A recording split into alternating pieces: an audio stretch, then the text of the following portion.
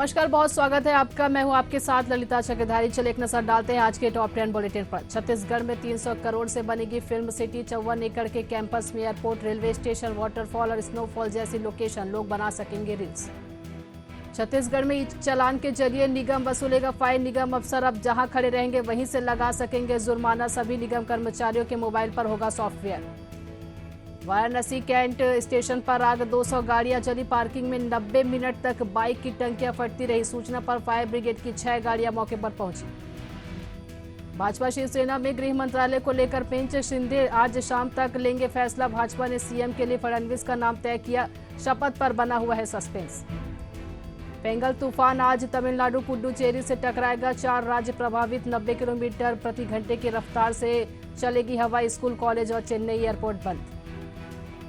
प्रियंका गांधी सांसद बनने के बाद पहली बार वायनाड पहुंची। राहुल भी साथ में बोली, यहां के लोगों के लिए जो बन पड़ेगा करूंगी।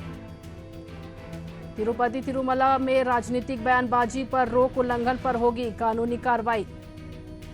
भारत पाक सीमा पर पंजाब पुलिस को बड़ी कामयाबी। 8 अत्याधुनिक पिस्टल और 10 राउंड गोलियां जब्त। बांग्लादेश के चट्टोग्राम में शुक्रवार को नारेबाजी कर रही भीड़ ने 3 हिंदू मंदिरों में तोड़फोड़ की। इस्कॉन के एक पूर्व सदस्य के खिलाफ देशद्रोह का मामला दर्ज। संभल जारी, सपा विधायक समेत 10 नेता हिरासत में। इकरा हसन को पुलिस ने रोका। बरेली में 100 कार्यकर्ताओं को पकड़ा गया।